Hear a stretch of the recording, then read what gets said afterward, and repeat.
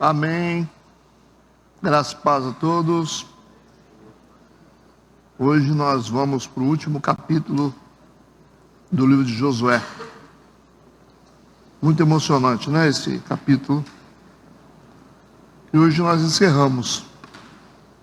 Lembrando que eu recebi só uma sugestão, tá, do próximo estudo. Só uma sugestão. Vocês esqueceram, né? Se vocês não derem sugestão, eu vou fazer por minha conta. Tá bom? Então manda para mim lá no WhatsApp a sugestão, que essa semana é a semana de preparação para o próximo sábado a gente começar o nosso novo estudo, ok? Vamos lá. Vamos orar primeiro? Amém. Obrigado, Deus. Obrigado, Senhor, por esse tempo precioso na tua casa. Que teu Espírito continue a nos dirigir, que a tua vontade se cumpra. Abre a nossa mente, o nosso entendimento, para que possamos compreender a tua palavra. Nós entregamos tudo nas tuas mãos, em nome de Jesus, amém e amém. Ok. Josué, capítulo 24, último capítulo.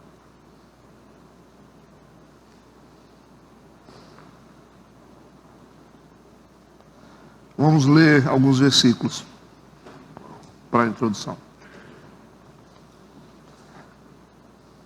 Versículo 1. Depois reuniu Josué todas as tribos de Israel em Siquém e chamou os anciãos de Israel e os seus cabeças e os seus juízes e os seus oficiais, e eles se apresentaram diante de Deus. Então Josué disse a todo o povo: assim diz o Senhor, Deus de Israel, além do rio, habitaram antigamente vossos pais, Terá, pai de Abraão e pai de Naor, e serviram a outros deuses. Eu, porém, tomei a vosso pai Abraão da além do rio, e o fiz andar por toda a terra de Canaã. Também multipliquei a sua descendência e dei-lhe a Isaque. E a Isaque dei Jacó e Esaú, e a Esaú dei a montanha de Seir para possuir. Porém Jacó e seus filhos desceram para o Egito. Então enviei Moisés e Arão e feri ao Egito como fiz no meio deles, e depois vos tirei de lá. E tirando eu a vossos pais do Egito, viestes ao mar. E os egípcios perseguiram a vossos pais com carros e com cavaleiros até o Mar Vermelho. E clamaram ao Senhor, que pôs uma escuridão entre vós e os egípcios, e trouxe o mar sobre eles. Os cobriu, os vossos olhos viram o que eu fiz no Egito, depois habitaste no deserto por muitos dias. Ok. Só para a nossa introdução,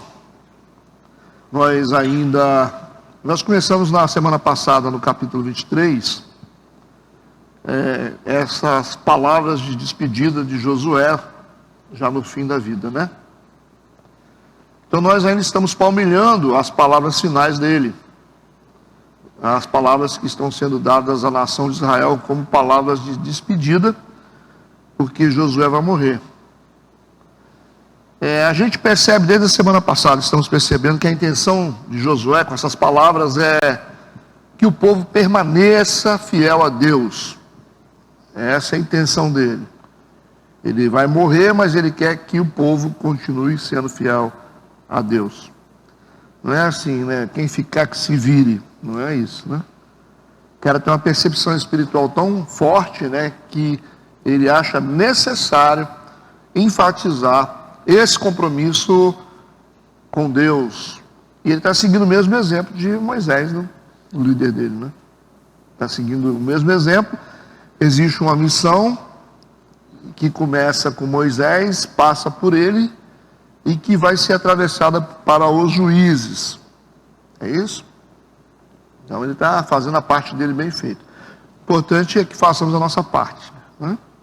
E o que virá, né, o que Deus vai fazer, pode se completar daqui a muitos e muitos anos, mas o mais importante é que dentro desse projeto de Deus, nós façamos a nossa parte na nossa geração. Ok?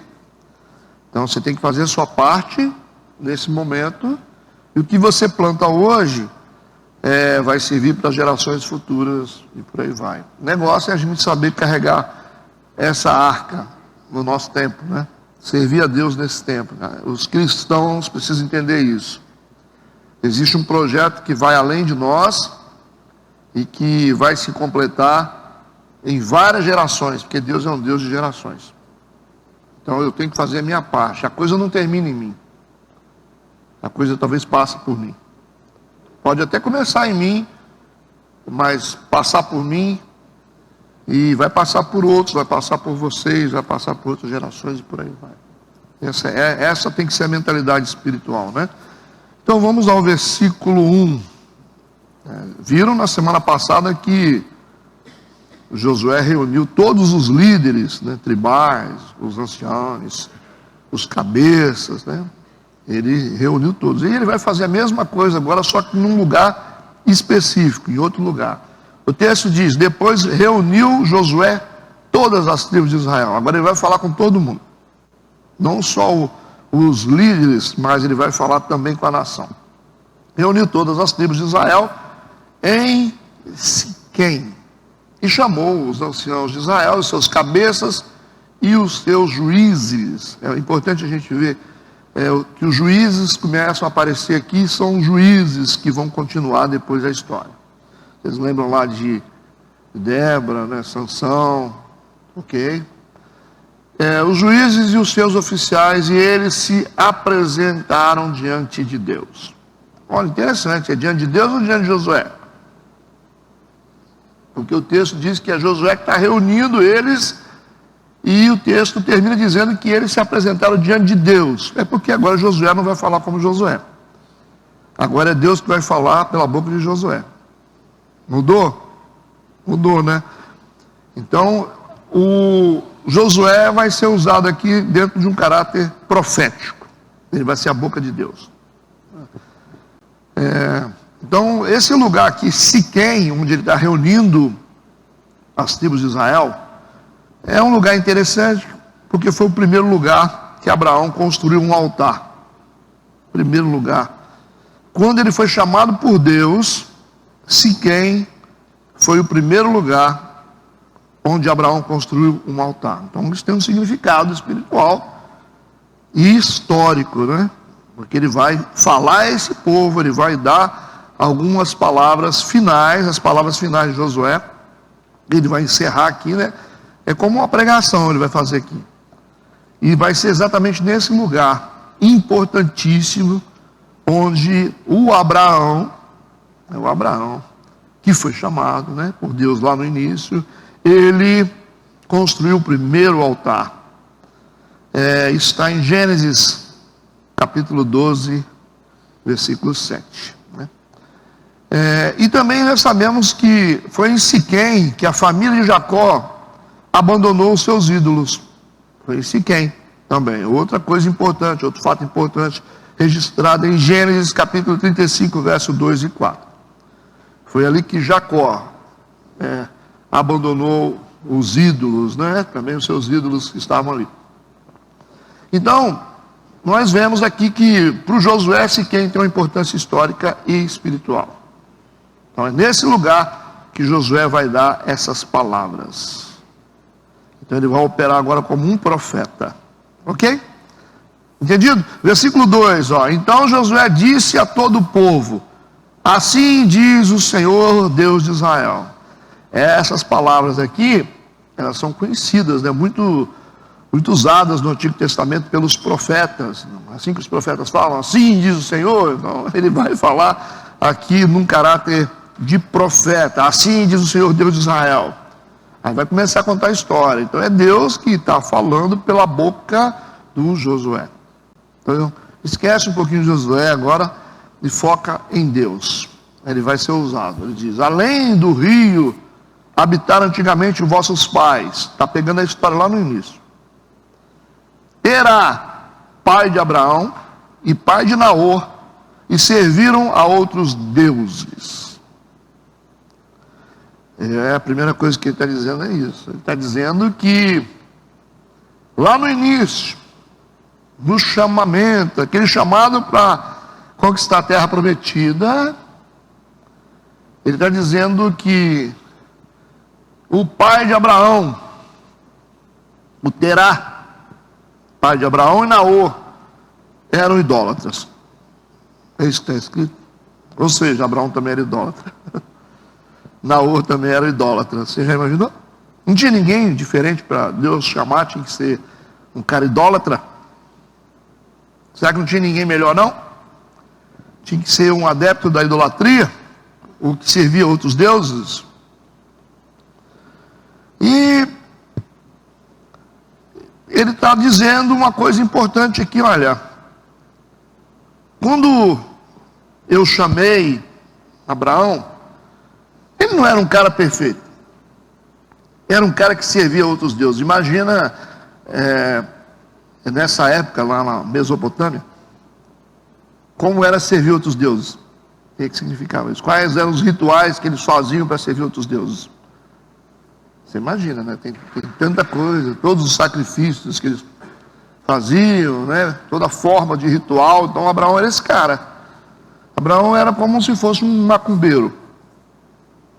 Entenderam? Então era um cara que fazia sacrifícios para outros deuses. A família tinha uma tradição em servir outros deuses. Deus é estranho, né, nas suas escolhas. É difícil compreender Deus.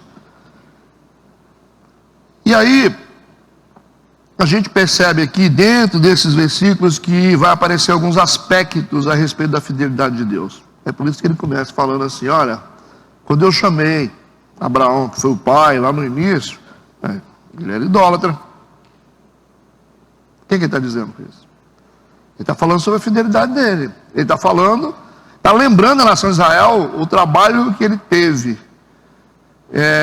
E a fidelidade que ele teve em escolher um cara que não era um cara que estava pronto, não era um cara que tinha aptidão para poder servir a Deus e andar com Deus. De forma subjetiva ele está dizendo o seguinte, ó, eu peguei uma pedra e lapidei a pedra. Eu gastei tempo com ele, então ele é o que é, ou foi o que foi, porque eu peguei como pedra bruta. Então teve um trabalho ali. Ok? Então vai falar nesses versículos os aspectos da fidelidade de Deus. Nesse versículo 2, Deus está lembrando o início. Presta atenção nisso. Deus está lembrando o início. Deus encontrou Abraão, o chamou, o preparou, quando ele ainda adorava falsas divindades, com sua família, ok? Um homem estrangeiro, sabe lá Deus o que ele fazia, né?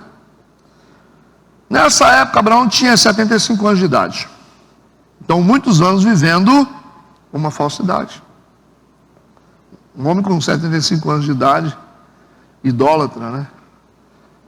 Deus chamou Abraão nessa condição, Deus mudou Abraão, Deus aperfeiçoou Abraão e o usou. Quando você vê lá escrito que Deus disse, sai da tua casa, da tua parentela, né, da terra lá dos seus pais e vai para um lugar que eu te mostrarei. Então tem muita história envolvida no meio daquilo. Não é simplesmente chegar para o cara e falar assim, sai daí e vão para lá. Não foi assim. Então tem todo um processo de experiência de Deus com ele, de conexão, tem toda uma história ali, né? É interessante que tem muita coisa além do que a gente vê escrito, ok? Sigamos. E aí depois que a gente vê que Deus chamou Abraão com 75 anos sendo idólatra, a gente entra na geração de Isaac, filho dele. O Isaac é diferente. Deus não chama o Isaac idólatra, não. O Isaac, ele se torna um homem de Deus a partir da experiência boa do seu pai. O Isaac já está numa plataforma diferente, Abraão já está ali convertido, né? E aí o Isaac é um cara diferente, com uma base diferente, já tem uma base de fé, né?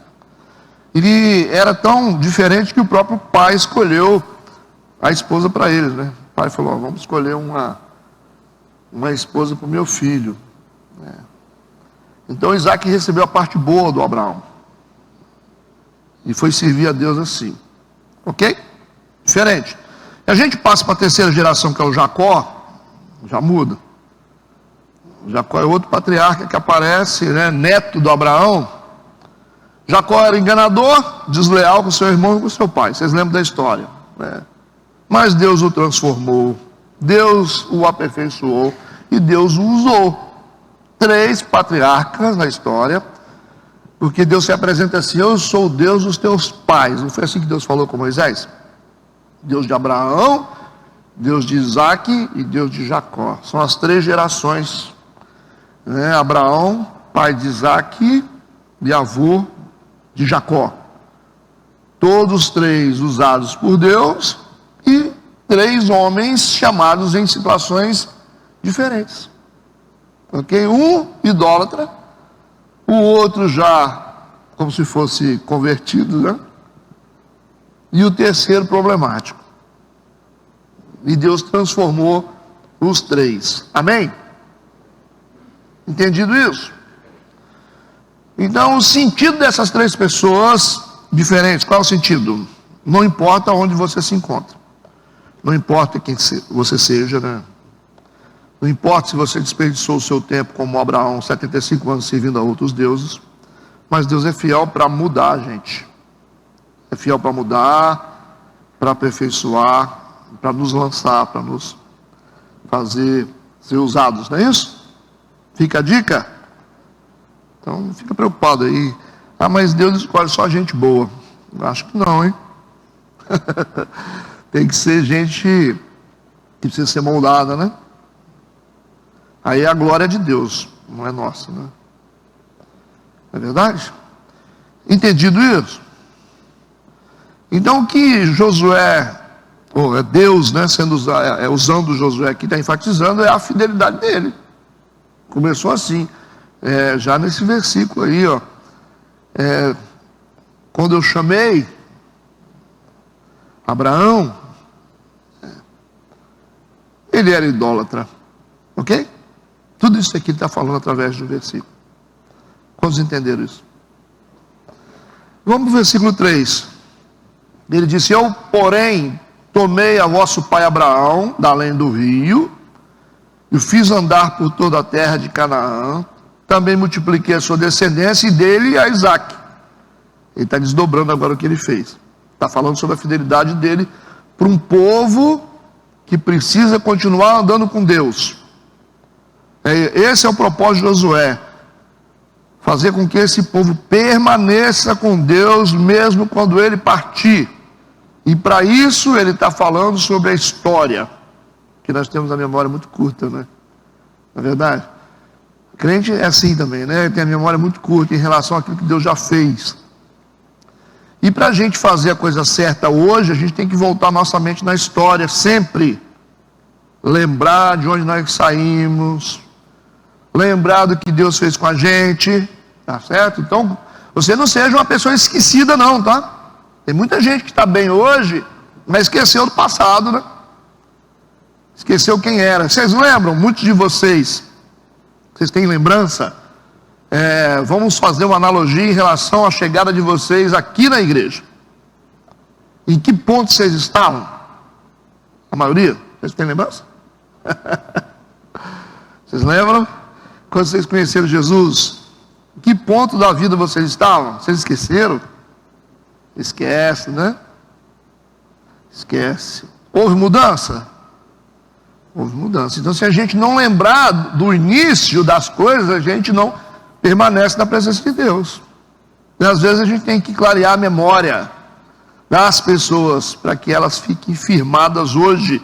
É importante lembrar do ontem, né? Toda hora tem que lembrar do ontem. Ah, mas eu estou bem. Está bem, mas não estava, né? Você está bem, mas não estava, né? Estava mal, né? Mas hoje está bem, mas antes não estava. Ok. Estava perdido. Vamos para o versículo... nós estamos no versículo 3. Deixa eu repetir o versículo 3 aqui, que é uma coisa interessante. Ele disse: eu, porém, tomei a vosso pai Abraão da além do rio, o fiz andar por toda a terra de Canaã, também multipliquei a sua descendência e dei-lhe a Isaque. Ele está dizendo, eu dei para ele aquilo que ele não tinha, e aquilo que ele não podia ter, porque Abraão não podia ter filhos, já estava velho, e a esposa era estéril. Então ele falou assim, eu peguei o cara idólatra, eu aperfeiçoei o idólatra, e dei para ele aquilo que ele nunca pôde ter, que era um filho. Mudei ele, transformei ele e fiz ele frutífero. É Deus falando, né? Versículo 4. E a Isaque dei Jacó e Esaú. Aí ele fala, eu dei a Isaque e Jacó e Esaú 2 filhos. E ele diz, e a Esaú eu dei a montanha de Seir. O que ele está falando aqui? Embora Esaú não fosse o filho detentor da promessa, mesmo assim eu dei para ele uma montanha. Certo? A gente sabe a história de Esaú, né? Que vendeu a primogenitura dele por um prato de lentilhas para o Jacó. Ele falou assim, mesmo assim eu dei para ele uma montanha. Então é o Deus dando até para aquele que não merece. Ele continua, para possuir, porém Jacó e seus filhos desceram para o Egito. O que ele está dizendo? Eu dei para Esaú um futuro, mesmo quando ele não merecia, ok? Dei um futuro para Jacó, transformei Jacó e dei para ele um futuro, mas o Jacó e seus filhos desceram para o Egito. Mas eles também foram fiéis. Entendeu isso que ele está falando? Então essas são as palavras de Deus. Ele está dizendo aquilo que ele fez pelo homem, aquilo que o homem fez para ele. Eles resolveram descer para o Egito. E ele continua no versículo 5. Então enviei Moisés e Arão e feriu ao Egito. Eles foram para o Egito, ficaram prisioneiros do Egito, e depois eu enviei Moisés e Arão e feri o Egito para poder libertar eles. Como fiz no meio deles e depois vos tirei de lá. Estão compreendendo a história? O que Josué está dizendo aqui é que Deus é fiel. Deus é fiel. Ele começou a contar a história lá atrás. Eu peguei Abraão idólatra, transformei, aperfeiçoei, dei promessa para ele. Ele teve filhos, né? E vai dizendo a história. Depois veio outros, e os filhos dos filhos dele. Teve um que não fez coisa boa, mas mesmo assim eu abençoei. Eu fiz tudo para o Jacó, mas mesmo assim o Jacó desceu para o Egito. Desceu para o Egito. Ele foi para o Egito lá, né? Aí levou todo mundo para o Egito, a família toda lá, lembra? E se tornaram depois prisioneiros. Vocês estudaram o Êxodo. E depois eles clamaram, eu libertei eles do Egito. Eu dei Moisés para eles, para tirá-los do Egito. Ele está dizendo, eu tenho sido fiel a este povo. Mas ele não está falando para esse povo numa condição de erro. Lembra que esse povo está bem, não está? Está todo mundo bem, não tem ninguém aqui em pecado, não, porque eles estão num momento de fidelidade. Nós começamos a falar isso desde a semana passada. Eles estão bem, conquistaram tudo, estão estáveis, estão na presença de Deus, e o que Josué quer é que eles continuem na presença de Deus. Essas palavras aqui não é uma palavra de uma estação para eles, porque eles estão fazendo coisa errada. Só está enfatizando quem é Deus, para que eles permaneçam na presença de Deus. Ele está pregando para eles, certo? Entendido? É para isso. Então o que Josué disse através desses 5 versos que eu li, ele diz que Deus é fiel, apesar do nosso passado. Está falando do Abraão. Ele diz também que Deus é fiel com a sua palavra, não importa o que isso implica, Deus vai mantê-la sempre, basta você acreditar. Ele está dizendo, Deus é fiel para libertar qualquer homem de qualquer coisa. Ele está falando do Moisés tirando o povo lá dentro do Egito, certo?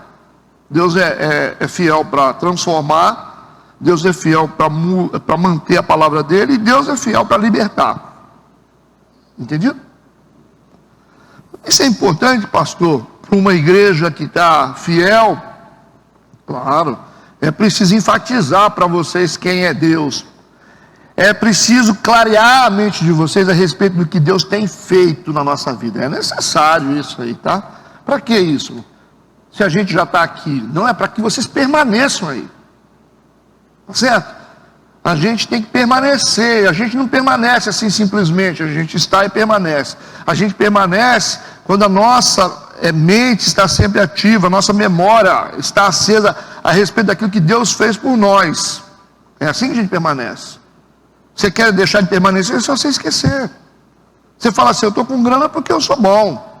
Ah, eu estou bem com a minha família porque eu sou inteligente. Ah, eu estou aqui porque... Então basta vocês esquecerem daquilo que Deus fez, para que vocês saiam da posição que vocês estão. Ah, pastor, é só seu pecado. Não. Não, nesse momento aqui, para aqueles que estão firmados na rocha, nós não estamos falando do pecado. O pecado vem depois do esquecer. A gente pega quando a gente esquece que Deus fez. Esse é o problema. Quem me tirou da igreja? Quem me tirou de uma posição espiritual? Foi o pecado? Não. Foi o esquecimento primeiro. Você esquece o que Deus fez. Você acha que você que fez. Você acha que você é bom. Aí você já começa a pecar. Você está com a porta aberta para o pecado, né? Não adianta ficar se blindando. Ah, eu não vou lá. Eu não faço isso. Eu não vou naqueles bailes. Não precisa ir lá não. Você só vai lá depois que você esquecer. Quando você esquecer do que Deus fez, quando você esquecer o que Deus é, quando você esquecer da fidelidade de Deus, quando você esquecer dos erros que você cometeu no seu caminho, e mesmo assim Deus te perdoou, aí você está preparado para receber o mundo nas suas costas. Você pode preparar. Entenderam o que eu falei? Então ele está falando para um povo que é fiel. É uma atitude de preservação da fé, manutenção da fé. Não pode parar de pregar. Nós estamos aqui na igreja pregando para gente que não tem fé, e pregando principalmente para os que têm fé, para que a fé não se perca. Então não dá para ter fé e ir para casa e ficar tranquilo. A gente tem que estar colocando gasolina nesse carro o tempo todo. Tá certo? Então nós estamos aqui por isso. É uma coisa doida, né? Os que têm fé sempre estão buscando mais, né? Os que não têm ficam ali assim, né? Engraçado isso. Vamos seguir, versículo 6 em diante, vamos lá. E tirando eu a vossos pais do Egito, viestes ao mar, e os egípcios perseguiram a vossos pais com carros e com cavaleiros até o mar vermelho. E clamaram ao Senhor, que pôs uma escuridão entre vós e os egípcios, e trouxe o mar sobre eles e os cobriu. E os vossos olhos viram o que eu fiz no Egito. Depois habitaste no deserto muitos dias, hein? Muitos dias, 40 anos. Então eu vos trouxe a terra dos amorreus, que habitavam além do Jordão, os quais pelejaram contra vós, porém os entreguei nas vossas mãos, e possuíste a sua terra, e os destruí de diante de vós. Estamos recuperando a história toda aqui, né? Deus está conversando com eles, ó. Vamos lembrar, hein? Hoje é dia de conversar sobre o que aconteceu no passado. É dia de lembrar quem vocês eram, de onde vocês saíram, do buraco de tatu que vocês saíram. Tá certo? Hoje é um bom dia essa manhã, né? Talvez é isso que Deus está fazendo conosco, nos ajudando a recuperar um pouquinho dessa história que a gente está quase perdendo, né? Ok? Então Josué está fazendo aqui o que? Trazendo à memória deles todos os feitos de Deus, como a fidelidade dele se manifestou no decorrer da história do povo de Israel. Deus está falando com o povo de Israel e está falando agora para a igreja metodista renovada, né? Versículo 9, vamos lá. Levantou-se também Balaque, filho de Zippor, rei dos Moabitas, e pelejou contra Israel, e mandou chamar a Balaão, filho de Beor, para que vos amaldiçoasse. Porém eu não quis ouvir a Balaão, pelo que ele vos abençoou grandemente, e eu vos livrei da sua mão. Ele disse: houve um profeta que foi comprado, um mercenário, né, para amaldiçoar vocês, mas eu não posso deixar que alguém amaldiçoe aquilo que eu abençoei. É isso que ele está falando, né? Essa experiência que o povo teve com Balaão foi comprado, né, para amaldiçoar. Ele falou, não posso amaldiçoar aquilo que Deus abençoou. Então, esse negócio aí de falar que vai, né, decretar contra crente, né, falar as coisas, bloquear a nossa vida, não adianta, né? Aquilo que Deus abençoou, ninguém tem poder para amaldiçoar, né? Então a gente não precisa ter medo de nada, né, porque nós já temos a bênção de Deus. Ah, pastor, vai que eu sou vítima de uma macumba lá, como assim? Não tem como. Esses encantamentos não pegam na gente, né? Pega em quem não tem Deus. Agora não vai se meter com isso, né? Não vai lá ficar chutando a macumba do cara, né? Deixa esse trem para lá, vai ficar. Agora pode fazer, né? Faz igual o Elias falou, vocês podem sapatear, pode pular, dançar, vai fazendo aí. Ele falou, vai pulando, depois eu vou invocar o nome de Deus aí, vamos ver quem pode. Mas deixa eles aí, os profetas de Baal ficavam lá, batendo tambor e correndo em volta e gritando. Ele falou, pode, fica à vontade, não tem mais não. Vamos fazer, pode fazer a farra de vocês. Depois eu só vou chamar o nome de Deus, vocês vão ver o que vai acontecer. Deixa eles fazer macumba, deixa eles falar coisa. Eu vou profetizar contra você. Quem é você que vai profetizar contra mim? Como assim? Como assim? Você já foi abençoado. Tem uns pastores macumbeiros, né, que gostam de fazer isso com as pessoas. Eu vou te amaldiçoar, hein? Vou te amaldiçoar, que você vai ver o que eu vou fazer com você. Aí você vem cheio de medinho para cá, né? Aí fala, não, porque o pastor travou a minha vida, me amaldiçoou. Aquilo que Deus abençoou, quem é que vai amaldiçoar? Tem como aqui? Porque tem algum Balaão nessa terra que tem poder para amaldiçoar a gente? Quem? Cuidado, hein? Vai que ele lança um negócio contra você, né? Vai te travar no mundo espiritual, não sei. Você é macumbeiro, né? Macumbeiro gospel. E aí tem um monte de gente que fica com medo. Entenderam o que está escrito aqui? Deus nos abençoou. E aí não tem jeito mais, né? Ele está falando para o povo. Versículo de 11 a 13. E passando vós o Jordão e vindo a Jericó, os habitantes de Jericó pelejaram contra vós. Viu que ele está recapitulando a história inteira? Pelejaram contra vós os amorreus, os perizeus, os cananeus, os heteus, os gigazeus, os heveus, os jebuseus. Porém, os entreguei nas vossas mãos. Enviei vespões adiante de vós, que os expulsaram de diante de vós, como a ambos os reis dos amorreus, não com a tua espada nem com o teu arco. Eu vos dei a terra em que não trabalhastes, e cidades que não edificastes, e habitais nelas, e comeis das vinhas e dos olivais que não plantastes. O que Deus está dizendo é o seguinte, que você tem não é porque você é bom, é porque eu dei. Legal isso, né? O que vocês têm, o que nós temos, não é porque nós somos bons, é porque Deus deu. Ele diz, vocês receberam uma terra em que vocês não trabalharam por ela. Vocês habitam em cidades que vocês não edificaram, ele disse. E vocês comem das uvas e dos olivais que vocês não plantaram. Aí fica a dica, né, para quem acha que é bom. Então nós somos alvo da graça de Deus. O que nós temos, o que nós somos, é fruto daquilo que Deus nos deu. Fica a dica? Porque tem uns que começam a pensar, né, viu? Eu sou tão bom, né? Eu estudei tanto, né? Eu estudei tanto, olha, eu sou uma pessoa que eu tenho uma experiência tão grande, né? Eu lutei tanto com esse negócio. Não quer dizer que você não tem que lutar. Olha onde eu cheguei, né? Você tem que aprender comigo. Aí Deus está dizendo para essa turma assim, olha, vocês estão colhendo, vocês não plantaram. Certo? Vocês estão vivendo uma vida que vocês não foram responsáveis pela construção dela. Fui eu que fiz. Que legal, né? Eu acho que é uma boa palavra para a igreja metodista hoje, né? Quando a gente pensar em achar que a gente é alguma coisa, nós somos bons, né? Como é que é o negócio? Olha só que a gente está conseguindo, né?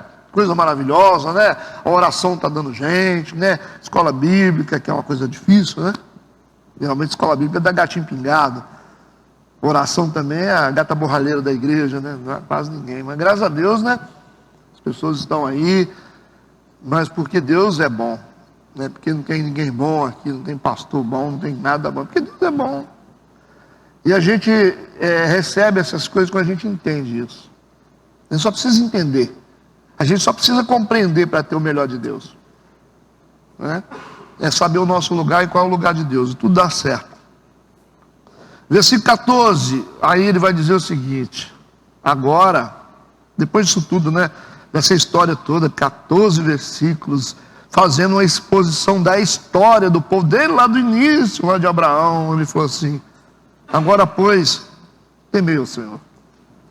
Temei ao Senhor, e serviu com sinceridade e com verdade, e deitai fora os deuses dos quais serviram os vossos pais, além do rio, no Egito, e serviu ao Senhor. Depois de tudo o que eles haviam ouvido, o Josué, sendo usado por Deus, né, a boca de Deus, pede que eles temam ao Senhor. Ok?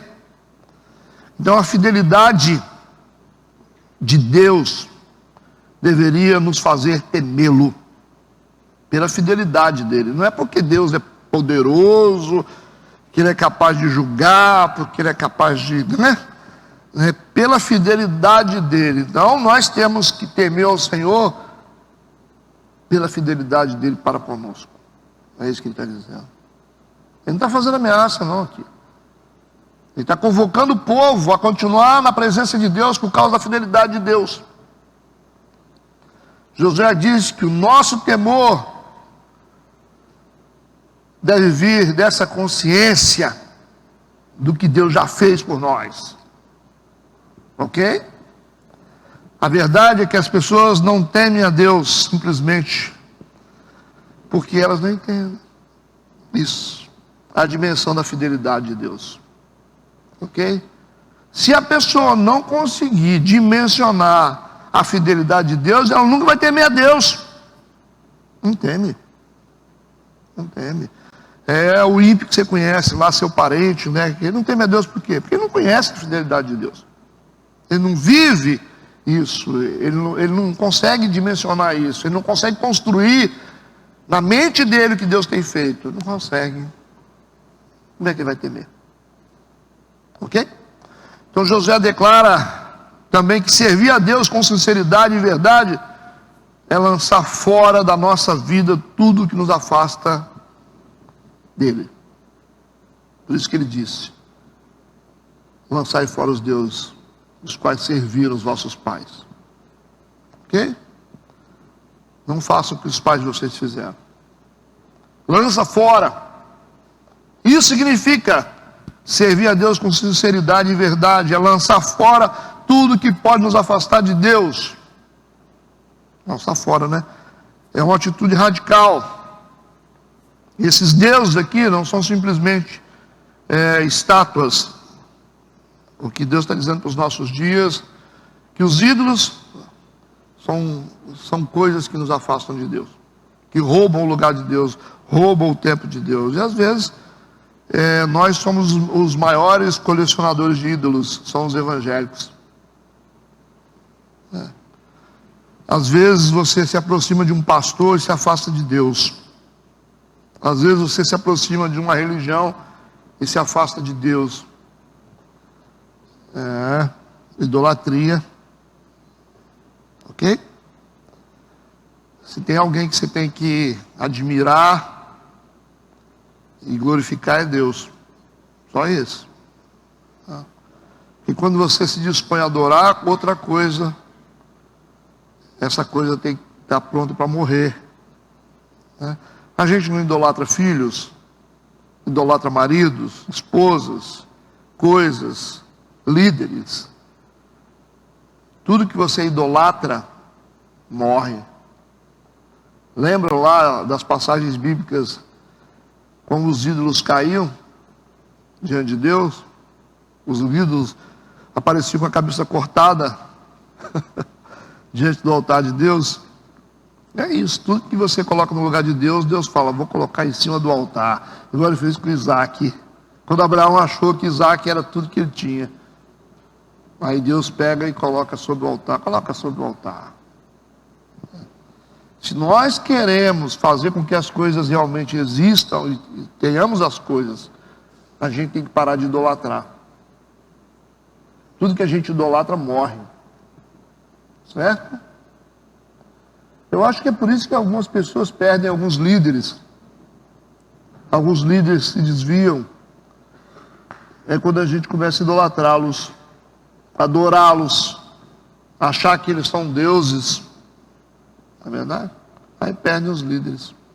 Igreja se acaba quando a igreja começa a se achar. Se acha, é nós. Então vocês vão próximo de fechar as portas. Não é verdade? Tem que tomar cuidado com isso. Toda a honra e toda a glória pertence a Deus. E tudo que a gente faz dentro de uma igreja, tudo. Visita nas casas, ação social, cultos, reuniões, escola bíblica, só tem um propósito: glorificar a Deus. Ok? Se a gente quer ter esse negócio continuando na nossa vida. Então tudo que glorifica a Deus é bom, né? E temos que glorificar a Deus com um namoro. Namoro que você tem? Namoro? Pessoal que namora aí? Esse namoro que você tem glorifica a Deus? Porque se não glorificar, esse namoro vai acabar. Vocês já viveram isso quando vocês estavam loucos por alguma coisa, esse negócio saiu das mãos de vocês? Já passaram por isso? Então é isso. Por que muitas vezes as coisas não funcionam? Porque a gente dá mais glória para a coisa do que para Deus. Dá mais glória para as pessoas do que para Deus. É isso aí. Então Josué declara que servir a Deus com sinceridade é lançar fora da nossa vida tudo que nos afasta dele. Versículo 15. Aí depois de dar todo esse discurso, né? Josué, a gente vê que é Deus que está falando, mas a gente vê também o caráter do líder falando aqui. Depois dele falar esse monte de coisa, você vai dizer o quê? O que você vai dizer diante disso? O que vocês vão dizer diante disso? Aí eu vou dizer assim, se vocês acharem que não está bom, então vocês podem servir o diabo. Depois dessa explanação toda. Se vocês acharem que não está bom servir a Deus, é isso que ele vai dizer. No versículo 15, porém, se vos parece mal aos vossos olhos servir ao Senhor, escolhei hoje a quem sirvais.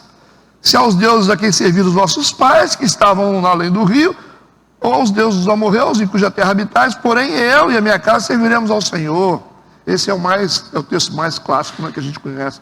Depois de uma explanação dessa, você falar tanto sobre o caráter de Deus, fazer a gente lembrar de um monte de coisa. Você vai fazer essa pergunta, Josué? Eu não sou bobo de responder o contrário, né? O Josué, o que ele está fazendo aqui? Depois dessa exposição da fidelidade, em 15 versículos, essa é uma pergunta estratégica. Alguém vai se aventurar a dizer que não vai servir ao Senhor? É isso. Então ele está usando tudo que ele pode aqui para mostrar para o povo: olha, vocês têm coragem de tomar essa decisão? De largar Deus para servir os deuses estranhos? Vocês têm coragem? É uma pergunta inteligente.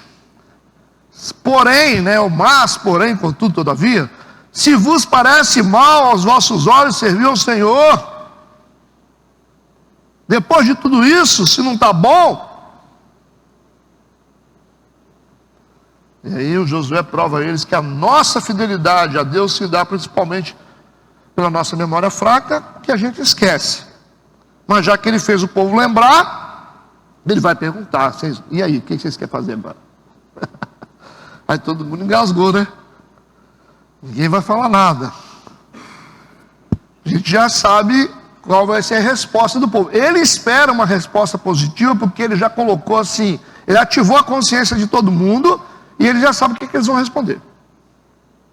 Ele já sabe exatamente qual será a resposta coletiva do povo. Ele sabe. Mas depois ele vai piorar a situação, para saber se é isso mesmo que eles querem. Mas é interessante, um ponto importante no texto, que ele está dizendo o seguinte: escolhei hoje a quem sirvais.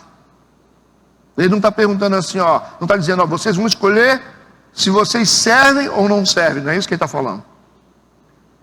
Ele está dizendo, vocês vão ter que escolher a quem vocês vão servir.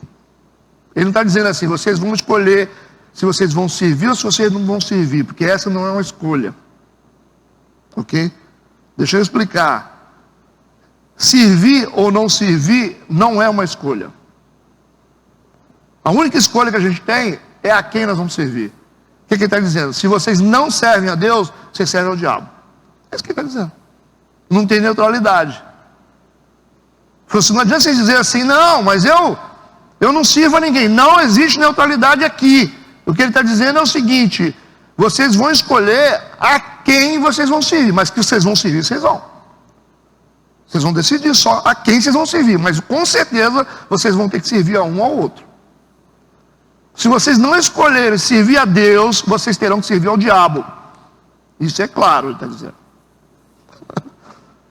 É isso que está escrito? Escolhei hoje, agora, hein, a quem sirvais. Tem uma diferença, né? Romanos 6,16, deixa eu dar uma ênfase aqui. Romanos 6,16 diz assim, ó, escuta: não sabeis vós que a quem vos apresentardes por servos para lhe obedecer, sois servos daquele a quem obedeceis, ou do pecado para a morte, ou da obediência para a justiça. Ok? Não existe neutralidade. Não adianta o cara falar assim, ó, eu não sirvo ao diabo. Tá, você serve a Deus? Também não. Então não tem essa. Você escolhe a Deus ou a Mamon. Você vai servir alguém. Ok? Então é você escolher. Escolhe. Mas o mais interessante foi o que Josué disse no final. Antes dos caras atenderem o telefone, ele já vai responder. Ele mesmo vai falar. Ele faz uma pergunta, não espera nem a resposta dos caras. Olha a estratégia dele. Primeiro ele dá um discurso. É a estratégia de Deus, né? Faz um discurso a respeito da fidelidade de Deus. Depois ele fala assim, vocês têm que escolher quem vocês vão servir. Já estão com a resposta na ponta da língua. Mas aí, antes do povo responder, ele vai falar primeiro. Ele fala, ó, eu porém servirei ao Senhor, eu e minha casa vamos servir ao Senhor. Aí ficou difícil, né? Porque se o líder está dizendo que vai servir a Deus, nós vamos arranjar problema aqui. Aí ficou todo mundo assim, numa situação difícil, né? Porém, ele disse, eu e a minha casa serviremos ao Senhor. Não importa quem vocês vão servir. A minha casa e eu vamos servir ao Senhor. Ele está dizendo o seguinte, vocês podem ir tudo para o inferno, mas a minha casa vai para o céu. É isso que ele está falando? Vocês podem fazer o que vocês quiserem da vida de vocês. Está falando para uma nação inteira. Opa, uma nação inteira que ele andou com ela. Ele está dizendo, vocês podem escolher o que vocês quiserem fazer da vida de vocês. Eu estou falando assim a grosso modo para vocês poderem entender. Ele falou, vocês podem ir tudo para o quinto dos infernos, ele falou. Mas a minha casa e eu, nós vamos para o céu. Está certo? Eu estou forçando isso aqui? Não estou não. Ele diz, porém, eu e a minha casa serviremos ao Senhor. Aí a galera ficou numa situação difícil, piorou a situação deles. É uma estratégia psicológica? É. Mas eles vão, lógico, a resposta você já sabe, Josué, qual vai ser. Mas ele vai dificultar, olha só. Então Josué não espera a resposta do povo e fala antes qual é o posicionamento dele. Vamos para o versículo 16, 18. Então respondeu o povo, todo mundo num coro só, né? Responderam e disseram, nunca nos aconteça que deixemos ao Senhor para servirmos a outros deuses. Mas ele falou, beleza, é isso aí que vocês têm que falar mesmo. Lógico, né? Vai perguntar para todo mundo aqui, alguém vai falar que vai deixar de servir a Deus? Ninguém vai falar, né? Versículo 17, porque o Senhor é o nosso Deus, eles disseram. Ele é o que nos fez subir, a nós, os nossos pais da terra do Egito, da casa da servidão. Ele está dizendo, nós lembramos de tudo agora. A memória está clara aqui. A nós, os nossos pais da terra do Egito, da casa da servidão, e o que tem feito esses grandes sinais aos nossos olhos e nos guardou por todo o caminho que andamos, entre todos os povos pelo meio dos quais passamos. Versículo 18. E o Senhor expulsou de diante de nós a todos esses povos, até os amorreus, morador da terra, também nós serviremos ao Senhor, porquanto é o nosso Deus. Bacana a resposta de todo mundo. Todo mundo respondeu, né? Num só coro. Pode fazer isso aqui, num domingo à noite aqui, todo mundo levanta, nós serviremos ao Senhor. Mas vai ter um que vai falar que não, eu vou ficar com os outros deuses. Não vai falar. a pressão dessa, mas aí vão, né?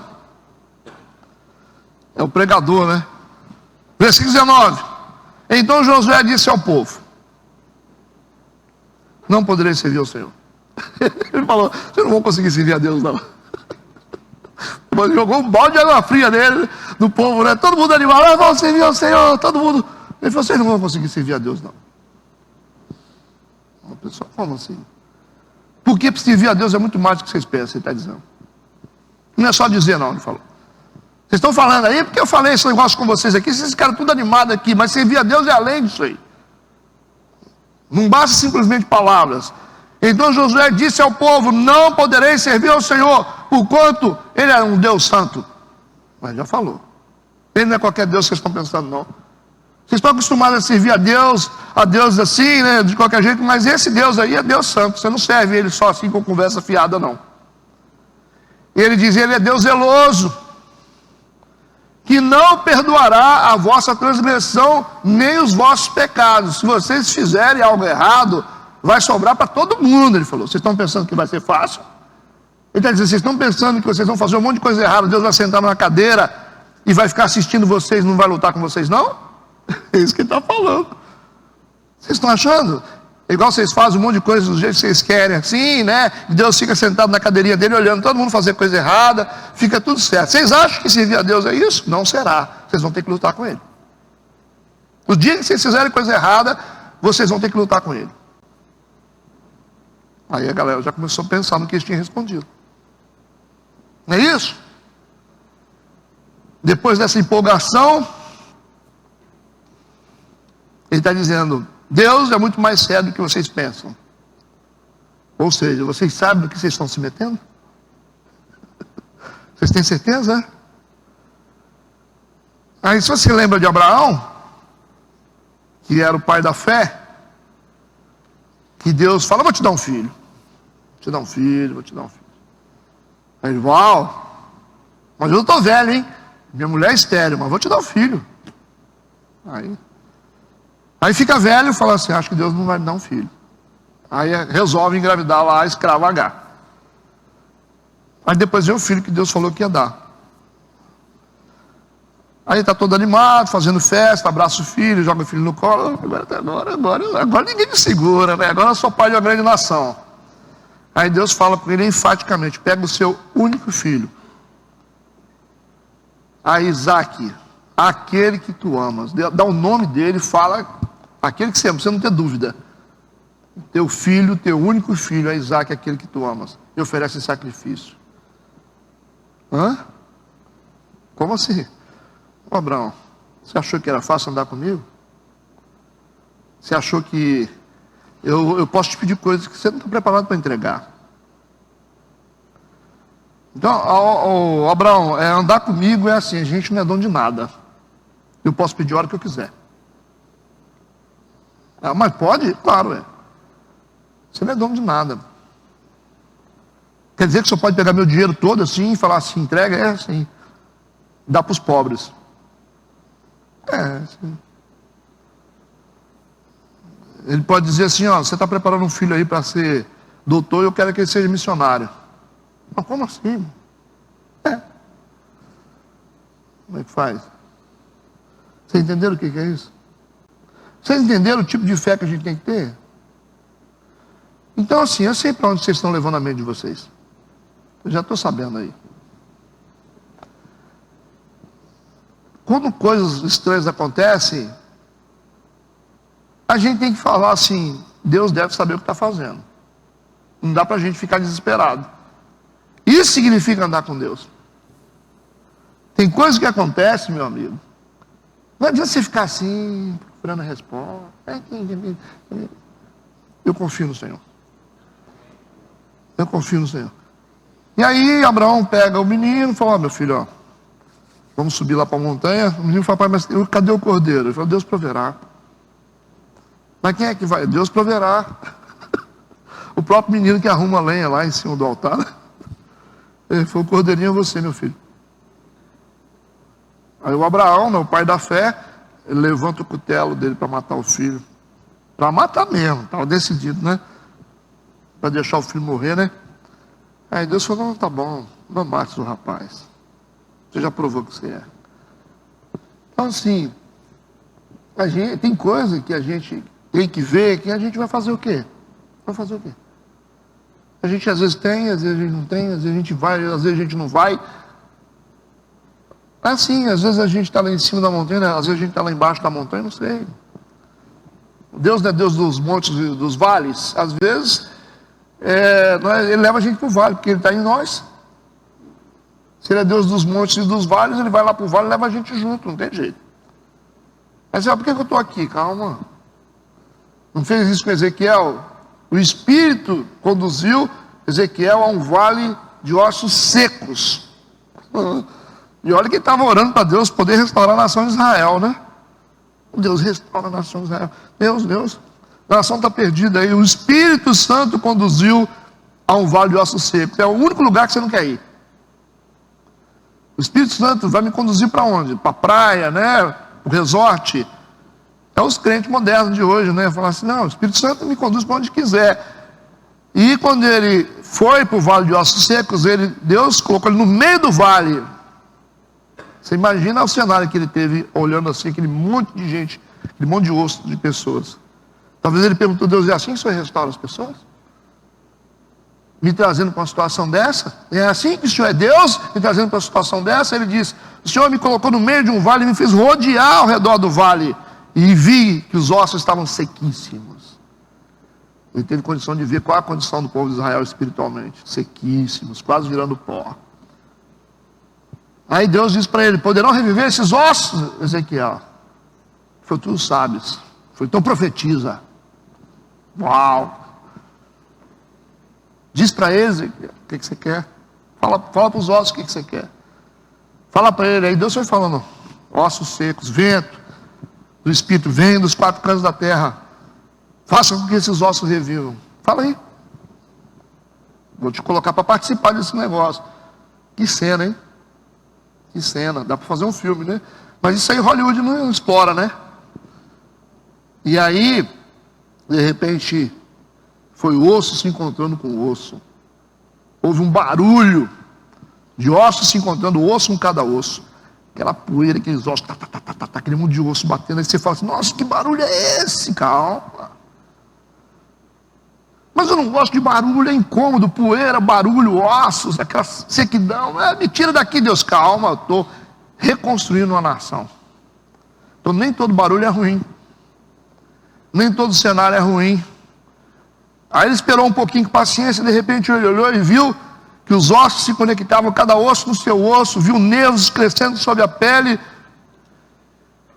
sendo formada, e de repente um exército se levantou. Então assim, você não conhece os processos de Deus, e processo de Deus às vezes começa no vale. Processo de construção de Deus, ou reconstrução, começa no vale. Mas depois ossos sequíssimos, barulhos, ventos. Mas aí não, né? Aí não quer ser crente, não. Então Josué está dizendo isso aqui para eles. Vocês têm certeza de onde vocês estão se metendo? Tem certeza? Vocês estão achando que vocês vão fazer plano para a vida de vocês e vai ser sempre do jeito que vocês querem? Vocês estão achando que vocês vão fazer a vontade de vocês? Quando você estiver com vontade assim, Deus fala, vai para lá. Você vai para lá? Eu quero ir para a praia. Deus fala, não, vai evangelizar. Para a praia, esquece praia. Mas meus primos estão indo. Falei, que primo, esquece primo. Vai evangelizar. Vai jejuar, vai para o monte orar. Mas, poxa, mas eu estou de férias. Suas férias é lá no monte, vai lá orar. Vai orar que eu estou precisando da sua oração aí para mudar as coisas. Então, a gente tem que saber o que a gente está querendo aqui, ué. Você está achando que você vai usufruir? Agora eu sou empresário, eu estou usufruída. Sou empresário, não estou conseguindo o que eu queria. Vocês estão achando que servir a Deus é viver o que vocês querem viver?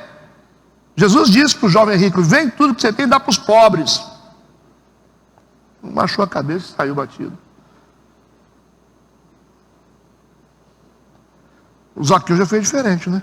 Zaqueu falou assim, se tiver alguma dívida que eu não paguei, eu quero pagar todo mundo, vou dar o que eu tenho, a parte do que eu tenho, tudo, eu não quero saber de nada. Aí Jesus falou, hoje a salvação entrou nessa casa. difícil, não é fácil não. A gente é dono da nossa vida?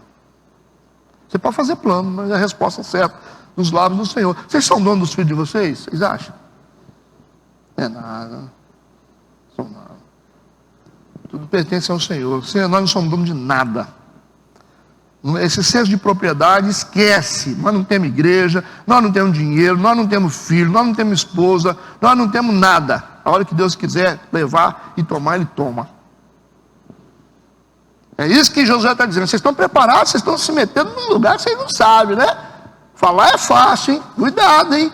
Ser cristão, subir em cima de um altar, profetizar, ser instrumento de Deus.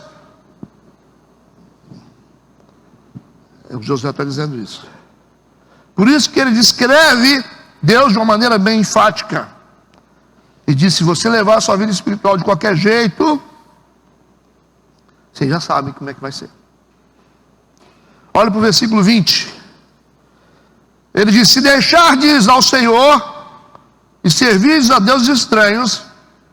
Então esse Deus bonzinho que eu contei para vocês aqui, que pega o cara lá fora, né, idólatra, transforma, tem paciência, pega um Jacó, que é um mentiroso, né, um suplantador, e transforma ele num homem de verdade. Então esse Deus eu estou falando. Se você deixar o Senhor e servir a outros deuses estranhos, então ele se tornará e vos fará mal e vos consumirá, depois de vos ter feito bem. Versículo 21. Como é que está esse povo agora, vocês acham? Todo mundo está cômodo ali. Um olha para a cara do outro e fala assim: e aí? A gente continua?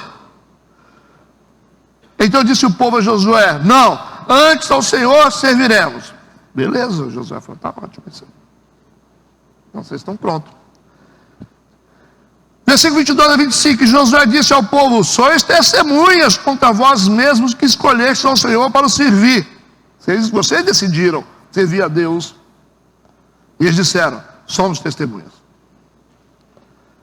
Deitai, pois, agora fora os deuses estranhos. Vocês perceberam que Deus é um Deus que tem ciúme? Ele está falando toda hora nesse negócio de Deus estranho. Eu não quero na vida de vocês nada que separe vocês de mim. Deitai fora os deuses estranhos que há no meio de vós, e inclinai o vosso coração ao Senhor, Deus de Israel. E disse o povo a Josué: serviremos ao Senhor nosso Deus e obedeceremos a sua voz. Essa é uma resposta consciente.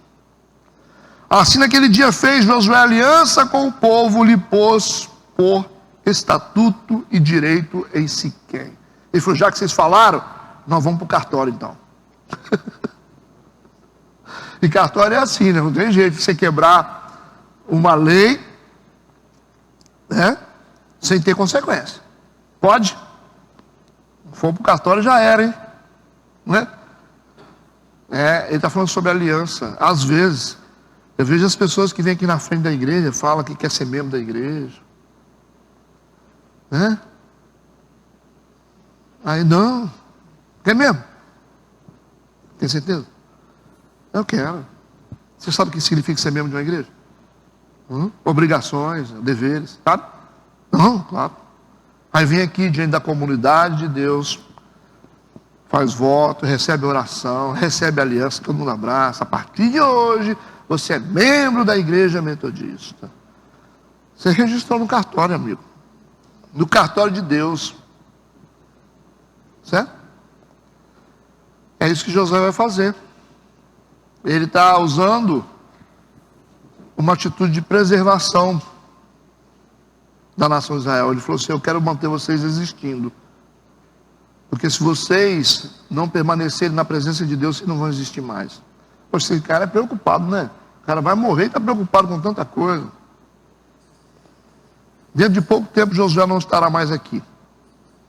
Ele quer garantir a sobrevivência do seu povo na presença de Deus em função disso. Por causa dessa situação toda, ele diz: nós vamos registrar tudo agora. E o versículo 26, Josué escreveu essas palavras no livro da lei de Deus. O que ele está fazendo é o seguinte: se vocês quebrar o princípio quebra vocês.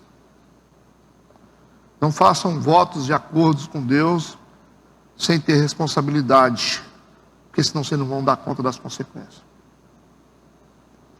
tomou uma grande pedra, já escreveu no livro da lei, tá? Está registrado lá, carimbado lá no cartório do Morante. Tem Morante? Tem não, né? Tomou a grande pedra e a erigiu ali debaixo do carvalho que estava junto ao santuário do Senhor. Ele colocou uma pedra como um monumento memorial, para que eles lembrassem do que eles fizeram.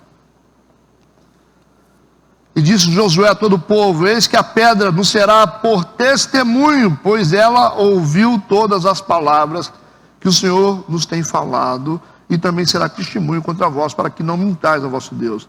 É a mesma coisa, a gente está brincando aqui sobre cartório, mas é a mesma coisa. Às vezes o cara faz uma coisa, um negócio, aí você vai lá e registra, o cara fala: ah, eu não fiz, então vamos lá ver o que está escrito. Não é assim? Tem um contrato, meu amigo. Você não pode quebrar contrato, não é? Não, mas eu não. Não, claro que é a sua assinatura aqui. Reconhecido firme. É a mesma coisa. Mesma coisa. Ele falou assim: eu vou levantar um memorial para que vocês entendam que vocês têm um compromisso com Deus. Então entenda o seguinte: se vocês rasgam esse documento aqui, se vocês não cumprem esse documento aqui, vocês sabem o que vai acontecer. E eles sabiam como funcionavam as coisas. Foi normalmente para Deus. Então o memorial de pedras sempre foi uma realidade das alianças que Deus fazia com as pessoas. Lembra disso? Fazia um memorial de pedras, né? Deus tinha uma aliança com o seu povo. Essas pedras serviam como um legado, né, de informação para gerações futuras. Eles olhavam as pedras: o que é isso aqui? Isso aqui é porque Deus fez isso, o povo, né, fez um pacto com o povo. O que é isso aqui? Ah, isso aqui é porque houve uma aliança. Então as pedras eram registros daqueles pactos que as pessoas tinham com Deus, certo? E as pedras nesse livro de Josué, elas trazem muitas informações. Deixa eu estou terminando, tá? Vamos voltar um pouquinho na história. Vamos ver essas pedras, algumas pedras que foram erigidas. Vamos ao primeiro conjunto de pedras que aparece, Josué capítulo 4, versículo 20. Vamos ver pedras levantadas dentro do livro de Josué. Josué 4, 20 diz: e as 12 pedras que tinham tomado do Jordão levantou a Josué em Gilgal. Qual era o contexto disso? 12 pedras era uma forma de Deus dizer que ele havia sido fiel a cada tribo de Israel. Por isso que tomava 12 pedras, tá? A grosso modo, só para você entender. Vamos ao segundo conjunto de pedras.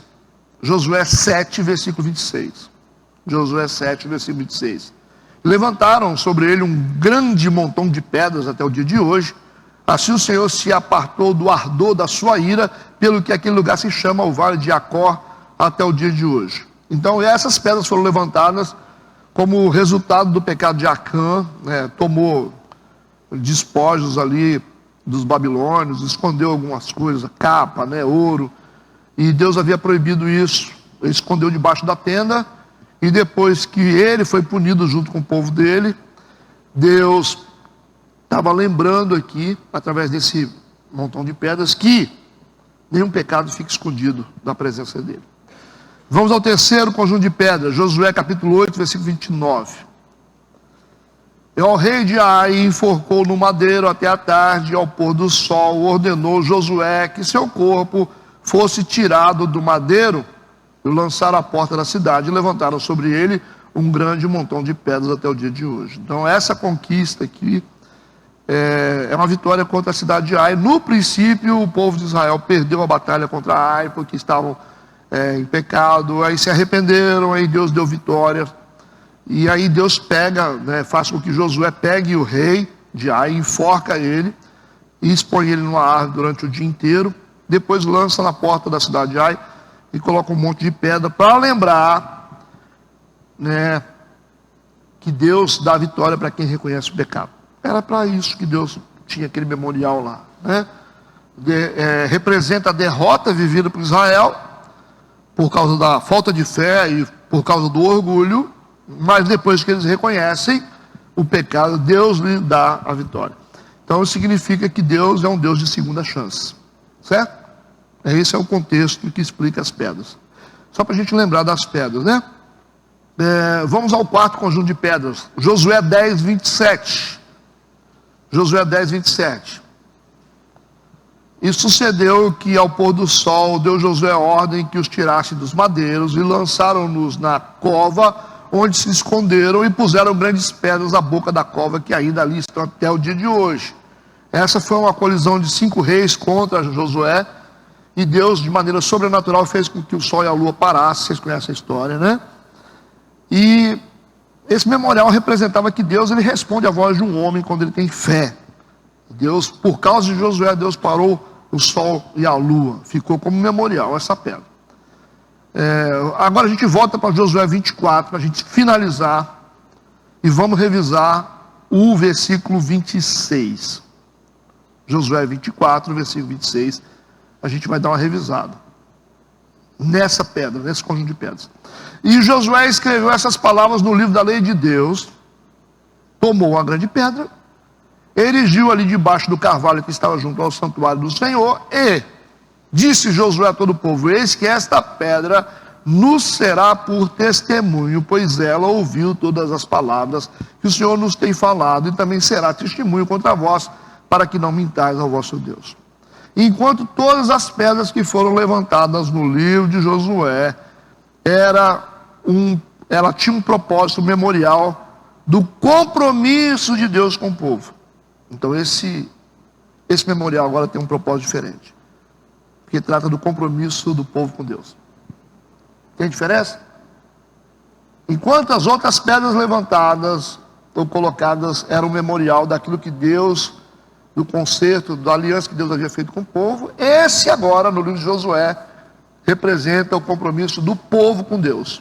É verdade? Então não é só Deus que manda levantar altares para poder mostrar o compromisso dele. A gente tem que também levantar altares para mostrar o nosso compromisso com ele. Entendido ou não entendido? Deixa eu ler 1 Timóteo, capítulo 6, versículo 12. Que é interessante. 1 Timóteo 6,12 diz o seguinte: milita a boa milícia da fé, toma posse da vida eterna, para a qual também foste chamado, tendo já feito boa confissão diante de muitas testemunhas. Está falando de compromissos feitos diante de muitas testemunhas. Esse é um altar que a gente levanta de compromisso com Deus. A gente vê muita gente sofrendo coisas que não deveria sofrer por causa de falta de comprometimento com as alianças que fazem. Cuidado. Ah, pastor, por que está acontecendo comigo? Cuidado, esse negócio de fazer aliança com Deus, compromisso com as coisas de Deus, é registrar coisas no cartório de Deus, ok? E quando você quebra um tipo de lei, a lei de Deus, você vai ser quebrado. Não é isso? Viola um compromisso no cartório, você acha que vai ter consequência? Claro que vai ter. Então, o que Deus está nos chamando é para um amadurecimento, gente. É isso, Deus não está colocando faca no pescoço de ninguém, obrigando ninguém a servi-lo. Josué disse: vocês escolhem quem vocês servem. Vocês querem servir os deuses lá dos amorreus? Pode servir, não tem problema. Ele falou: eu vou servir a Deus. Agora, servir a Deus é compromisso, ninguém é obrigado. Deus, Ele quer coerência. Esse negócio de estar dividido entre dois pensamentos não serve. Olha lá porque que ele disse nos tempos de Elias: vocês estão cocheando dois pensamentos. Se Deus é Baal, servia Baal. Se Deus é Deus, servia a Deus. O que está escrito em Apocalipse? Estava a ponto de vomitar Deus da boca, porque o povo estava dividido. O povo não era quente e nem frio, era morno. Você tem direito de ser frio, não querer nada com Deus, é o direito que você tem. Deus deixa você à vontade. Agora não fica morno. É o que eu falei com o Tiago ali: ou a gente está dentro ou a gente não está. Não é isso, Tiago? Se for para ser crente, vamos ser crente, pomba. Não meia boca. Porque senão a gente vai para o inferno. Por causa da lei. Por causa do documento que a gente ensinou em cartório espiritual. Isso. Versículo 28. Josué enviou o povo, cada um para a sua herança, e depois dessas coisas sucedeu que Josué, filho de Nun, servo do Senhor, faleceu com a idade de 110 anos. Um pregador de 110 anos, hein?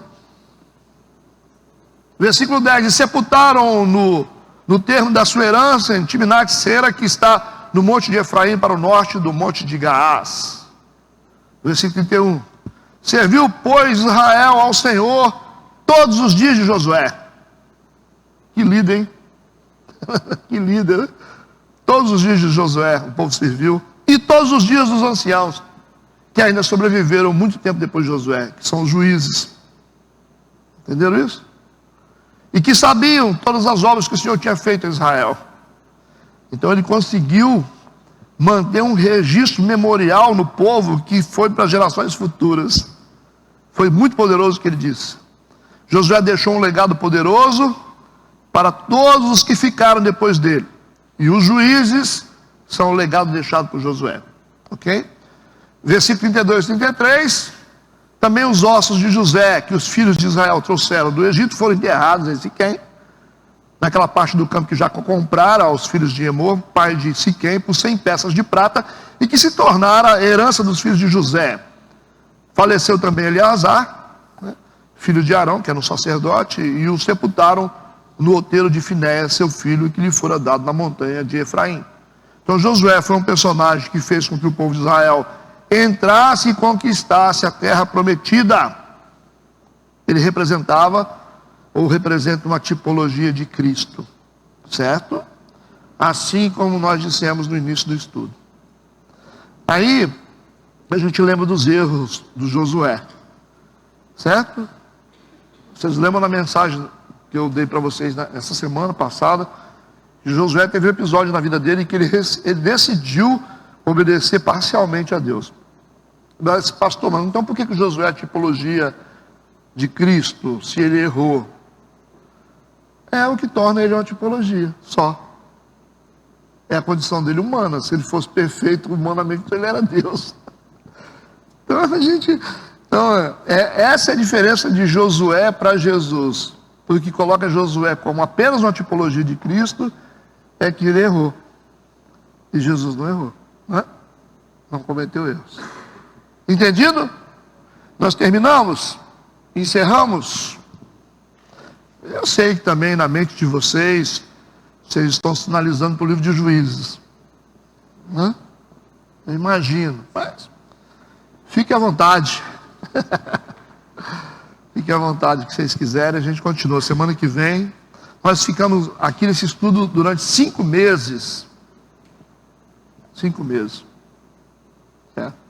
5 meses. Tem gente que fica uma vida inteira fazendo um monte de coisa e não aprende nada. Mas com 5 meses, estudando o livro de Josué, deixa eu falar. Inclusive tem até outras pessoas de fora que assistem. Isso, tão bom que é o livro de Josué, é fantástico. Gente que está no canal que gosta de acompanhar. Tudo bem? Alguém quer comentar alguma coisa? Alguém? Querem sugerir? O que vocês sugerem para a gente estudar na próxima semana? Para a gente começar. Hã? Quer juízes? Luciano, que é Apocalipse, né? Quem estudou Apocalipse aqui? A maioria. Fez aqui escola, estou falando. A escola foi poucos, né? No Apocalipse. Levanta a mão quem fez escola bíblica Apocalipse. 1, 2, 3, 4. Eu não tenho que deixar assim. É tudo, a maioria. Sei. Eu acho que vamos fazer o seguinte. A gente espera até o meio de semana, hora, para ver o que Deus quer, né? Aí no meio da semana vocês mandam o zap para mim no privado, e o que der a gente estuda. Até no meio da semana. Vocês têm até quarta-feira, tá? Para decidirem. Se não decidirem, eu decido.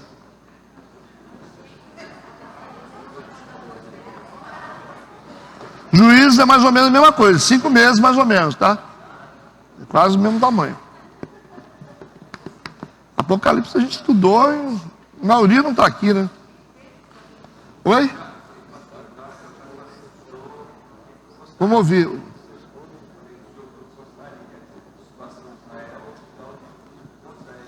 Bom também. Sugestão dele, Oséias, Luciano, Apocalipse, Robson, Juízes. Para mim, qualquer. O povo está com medo do final dos tempos, vocês estão? Hã? Até quarta-feira nós decidimos. Quarta-feira, vocês mandem o zap do particular. Se a gente vencer, quem vencer. Oi? A gente está catalogando essas coisas todas aí para gerações futuras, né? Está registrado lá no YouTube. E no futuro as gerações futuras vêm. Versículo por versículo. Não, Apocalipse não. Apocalipse não está gravado não no YouTube, né? A gente não gravou não. Mas enfim, se for a maioria, a gente volta em Apocalipse, né? Quem já estudou, estuda de novo. Tem poucos, tem 4, 5 que estudaram. Se for à vontade, se não for a gente vai para Juízo ou vai para Osés, para mim, tanto faz. Tem que ver o que Deus quer, né? Amém, oremos. Pai, obrigado por essa manhã, por esse tempo, por essa fase em que estudamos o livro de Josué, que esteja gravado nas nossas mentes e que seja um alicerce para o nosso compromisso com o Senhor. É o que nós pedimos em nome de Jesus. Amém e amém.